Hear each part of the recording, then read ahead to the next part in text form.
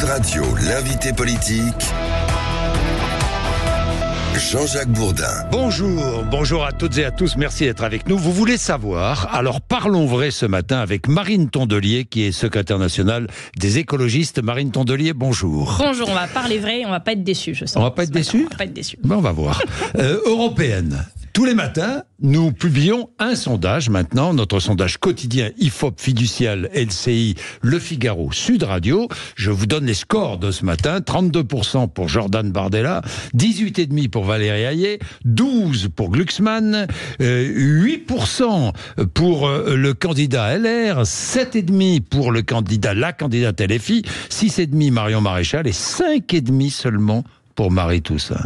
Votre candidate, 5,5%, dites-moi, mais c'est catastrophique ça. Alors, où en êtes-vous ? Premièrement, c'est pas les bookmakers qui font le match. Non, ça je suis d'accord. Et moi, je me rappelle parfaitement bien de la dernière campagne européenne, oui, où toute la campagne, Jadot était donné entre 6 et 8. Toute la campagne, y compris le matin du vote. Le matin du vote. On vote, et le soir, donc là c'est plus un sondage, c'est les résultats, il était à plus de 13. Et donc, les élections européennes, c'est une élection proportionnelle à un tour, où on dit un peu qu'on peut se faire plaisir, c'est un vote du cœur par rapport à plein d'autres élections. On est traumatisé de deuxième tour, le Rassemblement national, on fait des votes stratèges. Et donc, c'est un vote qui se détermine très très tard, en fin de campagne. Et cette campagne, chez nous, elle a commencé depuis longtemps, parce qu'on fait la campagne européenne tout le temps. Oui. Mais dans la tête des Français, beaucoup vont s'y intéresser très tard. Et donc le dénouement de cette élection va venir très tard. Moi, je fais entièrement confiance à Marie Toussaint. Et je vais vous dire une chose, ça m'énerve un petit peu. Parce que quand on parle avec les Français, ils nous disent toujours « Ouais, les politiques, il y en a marre. Donc faut des nouveaux, faut des jeunes, faut des femmes, faut des gens qui ne sont pas des professionnels de la politique. » Et ils ont raison de dire ça, moi je suis d'accord. Et donc du coup, quand vous mettez quelqu'un qui correspond pile à ce portrait robot-là, on dit « Ah bah oui, mais elle n'est pas connue. » Bah non, elle n'est pas encore connue, parce que c'est sa première élection comme tête de liste européenne. Et je trouve que les Verts, ils ont toujours su mettre en valeur aussi de nouvelles personnalités. Faire de la politique, on dit autrement. Et donc du coup, c'est un pari qu'on a pris, que je revendique. Et Marie Toussaint, c'est une personne formidable, qui est peut-être pas connue encore de tous les Français, mais qui gagne à être connue. Et c'est exactement le but de cette campagne européenne. C'est Raphaël Glucksmann qui, pour l'instant, vient piller un peu les voix écologistes. Alors, déjà, qui attire les voix écologistes. Le mot pillage, déjà, est un peu fort. J'oublie. Bon, oui, d'accord.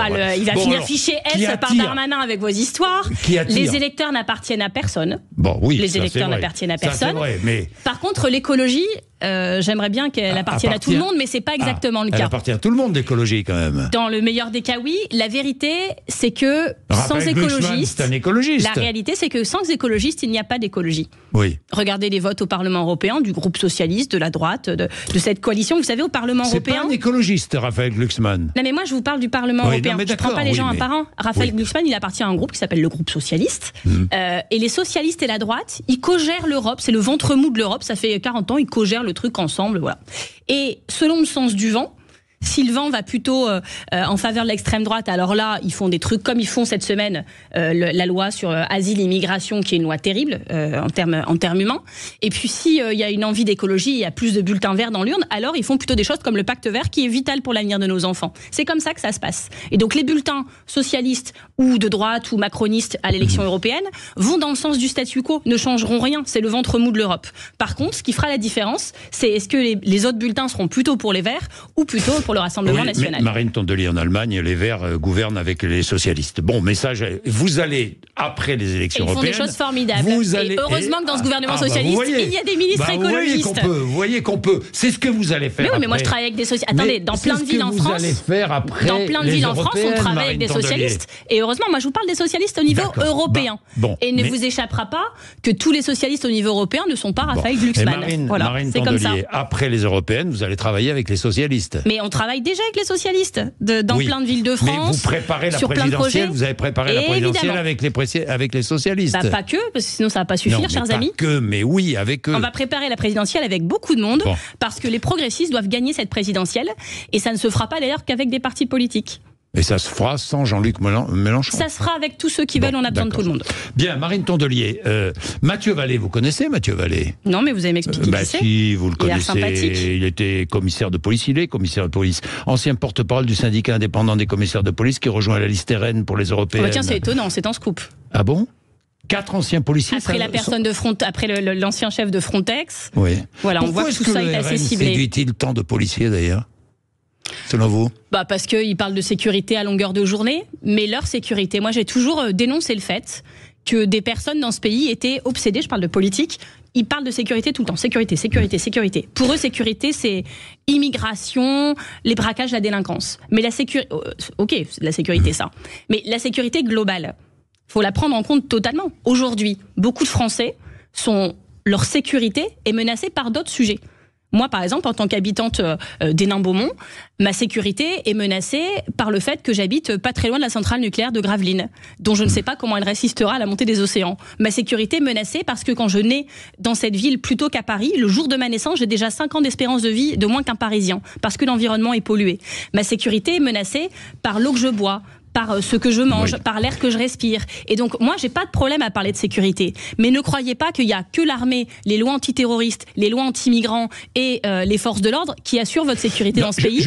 Les écologistes assurent aussi votre sécurité si on parle de sécurité globale. Je vous parle de Mathieu Vallée parce qu'au moment de la mort de Naël, vous aviez dénoncé un problème de racisme dans la police. De racisme systémique. Systémique. Exactement.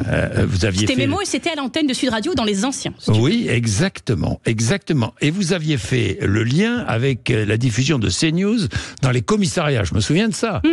Hein, vous faites toujours le lien. Évidemment. Toujours pareil. Vous ne changez pas. Je trouve ça choquant parce que c'est pas n'importe quelle chaîne de télé. Oui. Et c'est pas... elle passe pas n'importe où. Vous y allez? C'est pas n'importe quelle chaîne de télé? Non, je ne vais pas à CNews depuis très longtemps. Et vous n'irez pas? Et personne de mon parti n'y va. Et Marie Toussaint, encore une preuve que c'est une très bonne candidate, a refusé de faire le débat sur CNews. Et le pluralisme alors? Mais c'est eux qui en sont garants. Moi, je vais vous dire, j'avais dénoncé un jour le fait que, vous savez, quand il y avait ces manifestations d'extrême droite à visage découvert, en totalement assumé dans Paris, et Darmanin avait dit c'est très grave, je les interdis. J'avais dit tu interdis ça, c'est très bien. Mais le terreau qui fait ce discours réactionnaire, xénophobe, qui tend ce pays, il vient aussi de cette chaîne de télé. Et si tu ne fais rien contre CNews, que tu interdis juste en bout de chaîne, alors c'est hypocrite. Qui encourage le CNews, racisme. Évidemment. CNews, ils m'ont, pendant une journée entière, sur chaque tranche horaire pendant 24 heures était consacrée à moi, à m'insulter, à me diffamer, à me dénigrer. J'ai reçu des menaces de mort à mon domicile et je suis désolée de vous dire que ça ne m'arrive pas sur les autres chaînes de radio.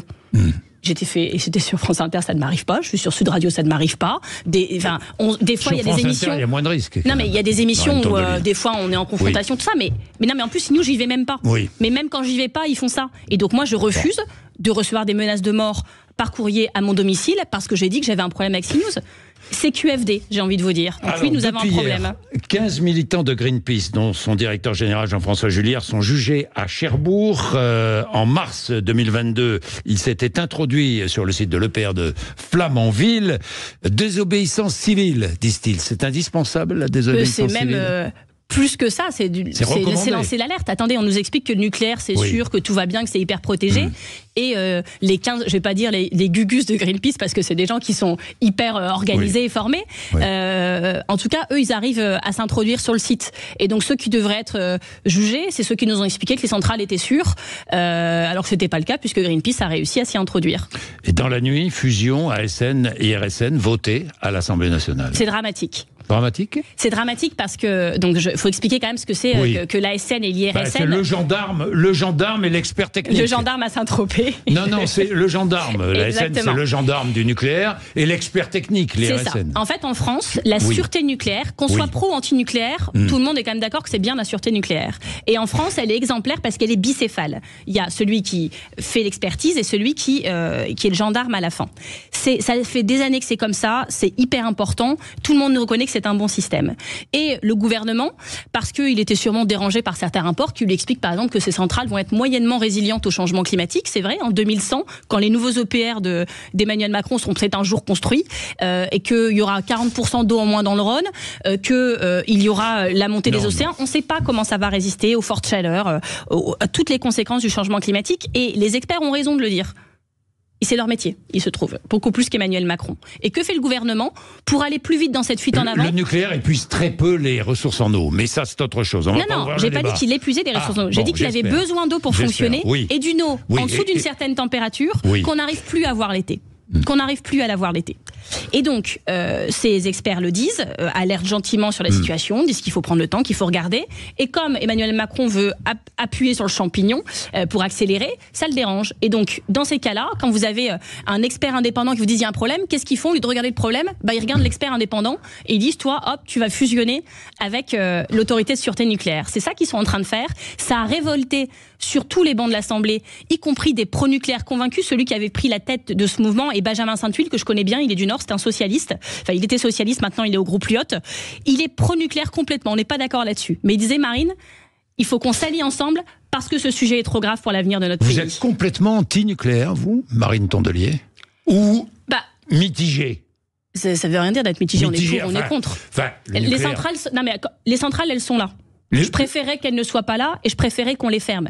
Mais si j'étais même présidente de la République, je ne vais pas dire comme j'aime pas, je ferme tout du jour au lendemain. Oui. On veut augmenter les renouvelables et au fur et à mesure qu'ils se déploient, pouvoir fermer des centrales, notamment les plus vieilles et les plus dangereuses. Alors, vous connaissez Andreas Malm? Évidemment. Bon, il dit, c'est un peu le maître à penser des écologistes, il l'appelle au sabotage. Il dit c'est pas le maître à penser des écologistes. De certains. Vous savez, les écologistes n'ont ni Dieu ni maître, comme dirait l'autre. De certains quand même. Pardon.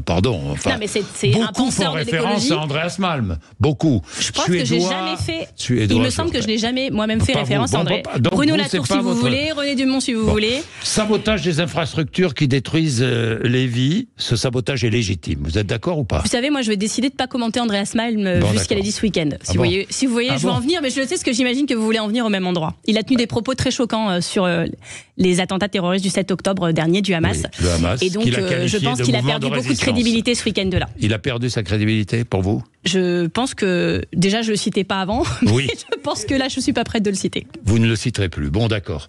Un mot sur des personnes interpellées, placées en garde à vue, soupçonnées d'intrusion. C'est gai, les sujets ce matin, dites donc. Si vous avez une bonne nouvelle, n'hésitez pas à me la donner, parce que c'est...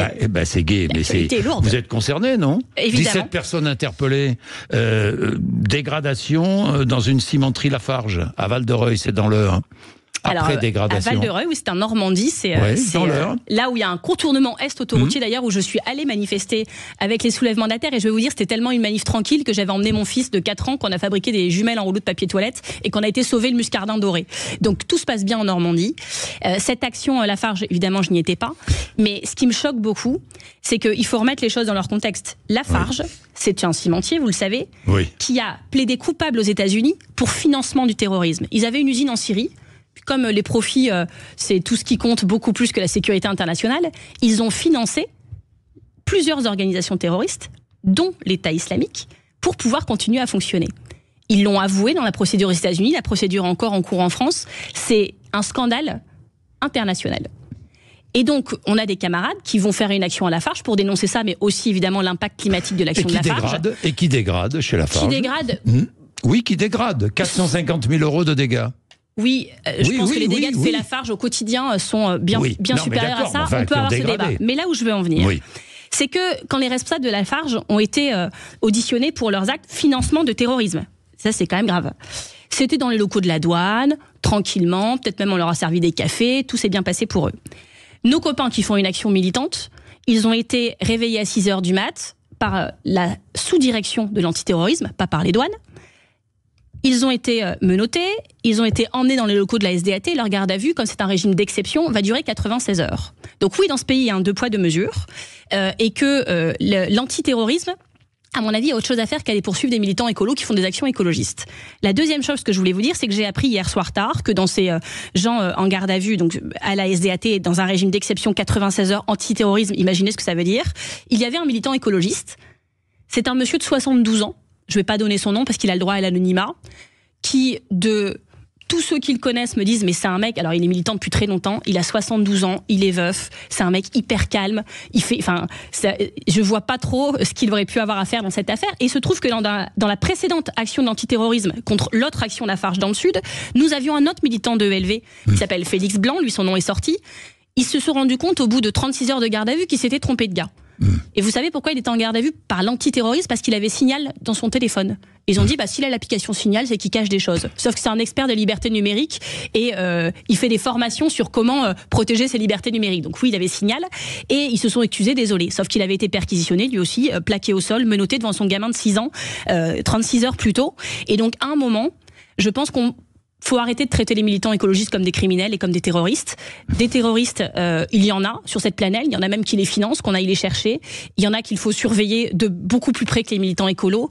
Et puisqu'on manque de moyens pour tout dans ce pays, concentrons-les sur les vrais problèmes. Bien, Marine Tondelier, le système capitaliste est responsable de tous nos maux. C'est ce que dit Malm. Je vais oublier Malm. Système capitaliste, finances publiques. Est-ce que vous voteriez, est-ce que le groupe écologiste voterait une motion de censure LR? Le sujet, plutôt que la motion de censure, c'est ce qu'on voterait, c'est baisse budgétaire, parce que, il y a un moment, c'est un scandale. Mais vous voteriez si LR déposait une motion de censure? Moi, je suis pas parlementaire, je siège pas au groupe parlementaire écolo, et je respecte énormément leur choix. C'est eux qui décident, ils prennent toujours les bonnes décisions. Bon. Mais quand vous voyez que le gouvernement, vous censureriez le gouvernement ou pas? Non, mais quand ils sont arrivés, il y avait 2000 milliards de dettes. Oui. Là, il y en a 2800. Ouais. Donc déjà, c'est pas notre bilan, c'est leur. Là, c'est pas notre bilan, c'est le leur. Ensuite, ils disent, tout d'un coup, il faut trouver 10 milliards d'économies. Sur quoi ils vont les chercher? Les 2 milliards d'économies, les premiers, la plus grosse somme d'économies, sur l'environnement. Par exemple, ils vont enlever 1 milliard sur la rénovation thermique des logements. Vous savez combien de logements ça fait? Ça fait 150 000 logements. C'est l'équivalent de toute la ville de Lille ou de toute la ville de Rennes qui ne sera pas rénovée. Ça veut dire des gens qui vont payer des factures d'électricité monstres l'hiver, qui vont vivre dans des bouilloires thermiques l'été quand il fera chaud. Tout ça parce qu'ils ont décidé que le milliard d'économies, ils allaient le faire là-dessus. Et puis je vous passe sur l'école, sur les aides sociales. C'est là que vont porter les économies. Dans ce pays, c'est toujours les mêmes qui font l'effort. On demande de l'effort aux chômeurs, aux retraités, aux gens qui touchent les allocations logement, à tout le monde, sauf aux plus riches. Eux, ils sont préservés, ils ont des cadeaux fiscaux, ils peuvent... Bernard Arnault, c'est 200 milliards de fortune. L'année dernière, en un an, il a 18 milliards de fortune de plus. Et c'est pas juste parce qu'il a trouvé une super innovation, parce qu'il avait plus de talent que l'année d'avant. Tout ça, c'est la société qui la rend plus riche. Et donc, à un moment, ils doivent contribuer plus, ces personnes-là. Là, aujourd'hui, le gouvernement, c'est Robin des Bois à l'envers. Ils font les économies sur ce qui touche tout le monde, voire les plus pauvres, et ils laissent tranquilles les plus riches. Ça n'a aucun sens, ni socialement, ni économiquement, et ni écologiquement, puisque vous savez que ce sont en plus ces personnes qui polluent le plus. Donc oui, ça mérite censure. Alors, ça mérite censure, donc vous censureriez. Tu m'as dit motion de censure, clair. Je censure. Vous censurez, bon d'accord. Est-ce que vous êtes opposé aux Jeux Olympiques toujours? Parce qu'à un moment donné, vous étiez opposé. Vous n'êtes pas opposé, mais... Alors qu'on va lever un malentendu, Monsieur Bourdin, moi j'adore le sport. J'étais encore samedi au Stade Bollaert, j'étais très déçu par le match sur le terrain, mais jamais déçu par l'ambiance, comme à chaque fois que je vais dans ce mythique stade du RC Lens, et j'essaie d'y aller le plus souvent possible. J'aime le sport et beaucoup d'écologistes aiment le sport. Ce qu'on n'aime pas, et je pense que beaucoup de Français partagent ça, c'est ce que le sport devient. C'est ce que le sport devient. Et les Jeux Olympiques, qui devaient être une grande fête populaire. Mais c'en est une. Déjà, je vous souhaite bon courage pour trouver des places. Mais c'en est une. Déjà, je vous souhaite bon courage pour trouver des places. Parce que quand on veut faire une fête populaire, on s'arrange pour que toutes les classes sociales de ce pays puissent avoir la chance de voir quelque chose. Il y a des places à tous les prix. Il y a des places à tous les prix. C'est pas vrai. Il fallait en acheter 3, il fallait se lever à 6h du mat, faire la moulinette, c'était pire que Parcoursup. Franchement, c'est comme ça que ça marche aujourd'hui dans ce pays. C'est vraiment la France, tout est compliqué, même avoir des places pour aller voir le ping-pong aux Jeux Olympiques, quoi. Donc maintenant, ça suffit. La deuxième chose, c'est que Paris va être vidé de ses habitants, va être mis sous cloche, et que ce que verront les gens du monde entier, c'est pas la vraie ville que les Parisiens connaissent au quotidien. Et puis, il y a toutes les mesures sécuritaires qui vont aller autour. Vous savez, normalement, quand on fait des Jeux Olympiques, on se dit qu'est-ce qui restera de ces Jeux pour le futur. Des infrastructures, par exemple, avoir formé plein de gens. Vous savez, moi, on a fait plein de propositions.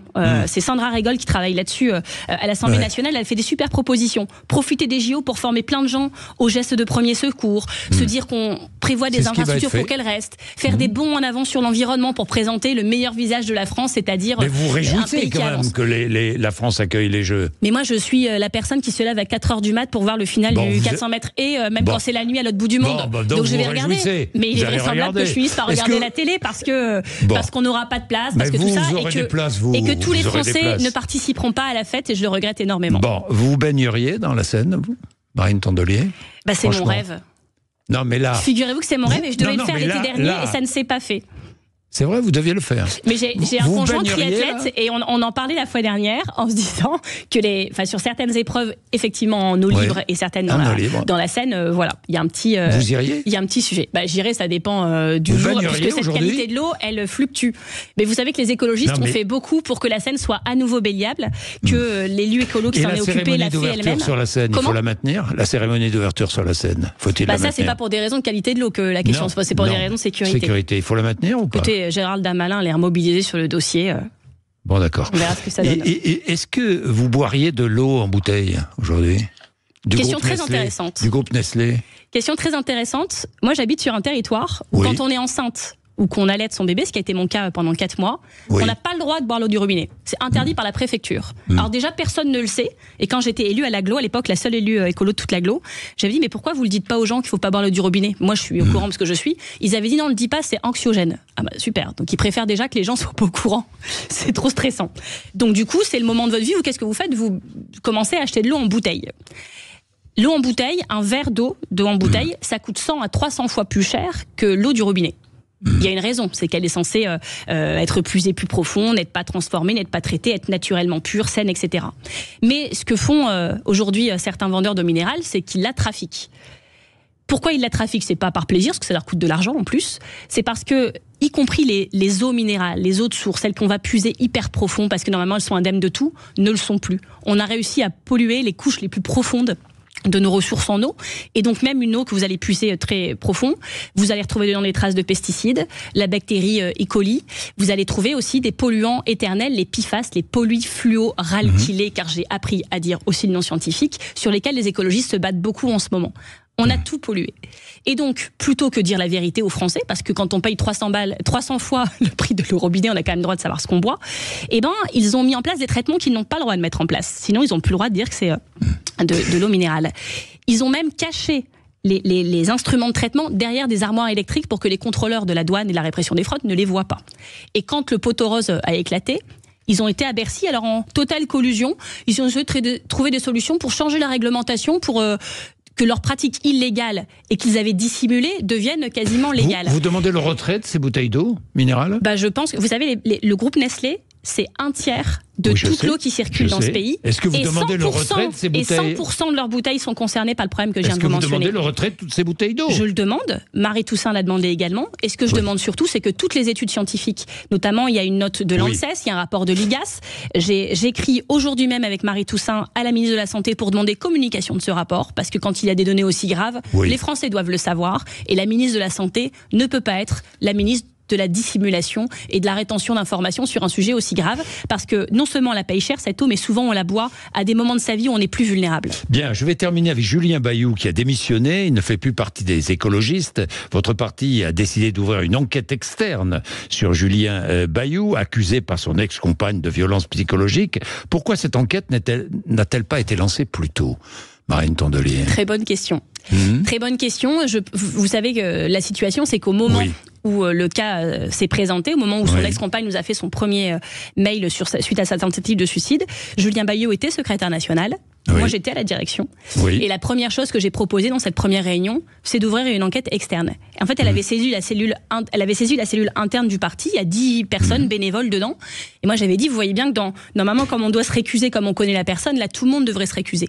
Et donc, j'avais dit, c'est un cas hyper spécifique, on n'avait pas prévu dans nos protocoles, et donc il faut externaliser. Et Julien Bayou, à l'époque, il n'a pas fait ça pour dissimuler, je pense pas, mais il disait, mais si le premier cas pour lequel on externalise, c'est moi qui le demande, alors que je suis moi-même secrétaire national, ça passera aussi pour du favoritisme, pour la volonté de me soustraire aux règles de mon propre parti. Aujourd'hui, vous accuse d'acharnement déloyal. Écoutez, c'est son droit. Moi, j'ai pris la décision qu'on aurait sûrement prendre. Et scandaleux, dit-il. Et vous pourrez ajouter tous les adjectifs, ça ne change rien au fait. Ce sont les siens, Vous pouvez ajouter tous les adjectifs, ça ne changera rien au fait que j'ai fait, premièrement, ce qu'on aurait dû faire depuis longtemps, et deuxièmement, ce que n'importe quel chef d'entreprise, même du CAC 40, même du MEDEF, n'importe quel patron d'association, n'importe quel chef de chaîne de radio aurait fait en fait dans ma situation. C'est-à-dire permettre un cadre sain, serein, où tout le monde puisse parler à charge et à décharge, par un cabinet d'avocats, c'est-à-dire quelqu'un qui est aussi soumis au secret professionnel, à la confidentialité, qui connaît la présomption d'innocence, mais comme elles sont spécialistes des violences sexuelles, qui connaît aussi la présomption de crédibilité des femmes, et le fait que nous devons, toutes et tous dans cette société, alors que 25% des femmes, 25% des Françaises sont victimes de harcèlement sexuel dans le cadre de leur travail, dans leur vie, et on doit tout mettre en place pour sécuriser les femmes quand elles travaillent, quand elles militent, quand elles sont dans le milieu de la culture, partout, tout le temps. C'est le défi de notre société. C'est terminé, il est plus aux... Il a démissionné, il a choisi... C'est fini. Il s'était mis en retrait.